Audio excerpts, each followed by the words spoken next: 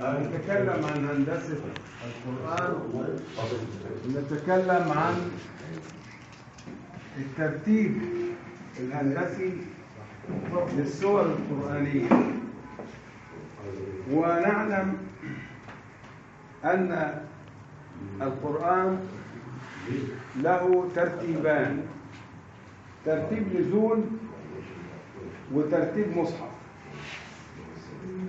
ولماذا الترتيب الأول ولماذا الترتيب الثاني؟ لأن الترتيب ما يغنيش واحد عن الثاني. ليه؟ لأن الترتيب الأول ترتيب النزول، مخاطبة للرسول صلى الله عليه وسلم، وبداية المخاطبة اقرأ باسم ربك الذي خلق.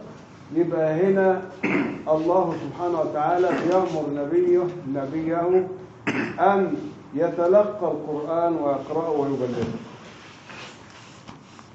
وبعد كده بين له ان المهمة دي صعبة جدا، فبالتالي لابد ان يقول الليل يا ايها المزمل يا ايها المدثر. ولما فطر عنه الوحي قال له والضحى والليل اذا سجى ما ودعك ربك وما قلى وللآخرة خير لك من الأولى. إكمال المعنى الآخرة يعني المرة اللي بعد كده في الوحي، في نفي الوحي. فهنا ده خطاب للنبي صلى الله عليه وسلم. فالنبي صلى الله عليه وسلم له ترتيب خاص، وهو ترتيب النزول حسب الحوادث بقى إلى أن ينتهي القرآن. وأول سورة نزلت كاملة الفتحة، وآخر سورة نزلت كاملة النصر، وآخر آية نزلت في التشريع اليوم أكملت لكم دينكم وأتممت عليكم نعمتي ورضيت لكم الإسلام دينا. آخر آية نزلت في الأحكام. في الأحكام. وآخر آية نزلت مطلقا اللي هي واتقوا يوما ترجعون فيه إلى الله ثم توفى كل نفس ما كسبت، اللي هي آية البقرة. هذا ترتيب نزول.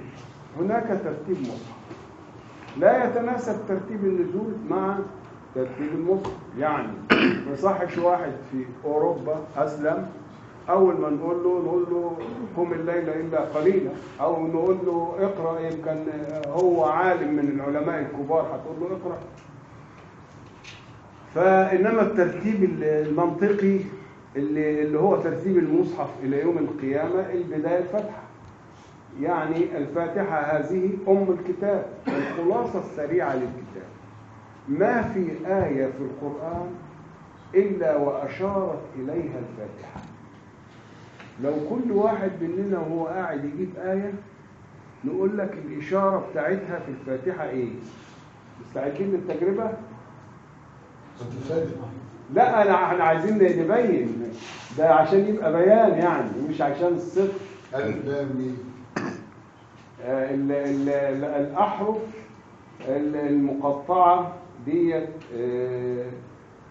اختلف في معناها العلماء، وهي في الغالب مفاتيح. قالوا مفاتيح للصور، وقالوا ان ده للتحدي، وقالوا ان كذا وكذا وكذا وكذا، وقالوا الله أعلم بالمراد. والله أعلم بالمراد. تاني حد تاني يقول سورة لقمان. أنا يعني بقول يعني سورة حسن. نعم. ألف لام ميم قل الله لا إله إلا الله محمد رسول ما هو الراجل قال ان قيل كذا وقيل كذا. لا أنا بقول يعني تفسيري أنا الثلاث حروف دول ألف لام ميم وكاف يا عين صاد. على العموم احنا اتكلمنا في حروف التفريم دي قبل كده، وقلنا ان في واحدة باحثة جمعت الحروف ألف لام، وبعدين خدت الراء، وبعدين خدت الحواميم حاميم، وبعدين خدت آخر حرف اللي هو نون والقلم. يبقى الله سبحانه وتعالى يوقع الرحمن. دي كلها اجتهادات في نفس دي. عما يتساءلون. عما يتساءلون عن النبأ العظيم اللي هي القيامة، اللي هي مالك يوم الدين غيره. نعم. ألف لام ميم تلك آيات الكتاب الحكيم هدى ورحمة للمحسنين الذين يقيمون الصلاة ويؤتون الزكاة وهم بالآخرة هم يوقنون. ماشي، هدى ورحمة، هدى لمين؟ للصراط المستقيم، إياك نعبد اهدنا الصراط اهدنا الصراط المستقيم. غير الخلاصة إن هنلاقي الفاتحة أم الكتاب، قال عنها الرسول صلى الله عليه وسلم سر القرآن في الفاتحة، وسر الفاتحة في إياك نعبد، لأن العبادة دي هي الهدف من الرسالات والهدف من كل شيء. سر الفاتحة في إياك نعبد. وبعد ما ياخد فكرة سريعة عن القرآن الكريم في الفاتحة، بيبدأ بالبقرة ويجيب له 3 أصناف من الناس عشان يختار منهم المؤمنون، ويضرب مثل ب3 أصناف في أمة بحالها اللي هي بني إسرائيل، وبعدين ياخد له بعد كده في آل عمران يعني أسرة كاملة طيبة صالحة عشان يقتدي بها اللي هي آل عمران.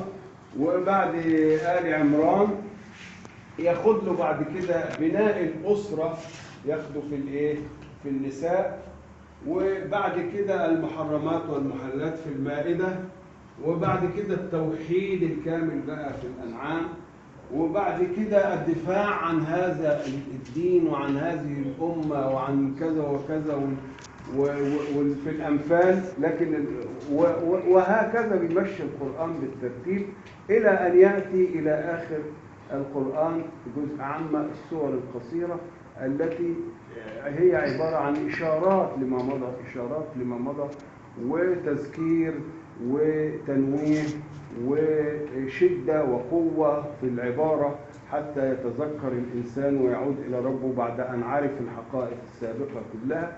فيبقى هذا الترتيب اللي هو ترتيب المصحف الشريف ده ترتيب يختلف عن الترتيب بتاع ترتيب النزول، عشان يبقى هو الكتاب المفتوح للناس للعلم، وهو أساس العلم إلى يوم القيامة. والسلام عليكم.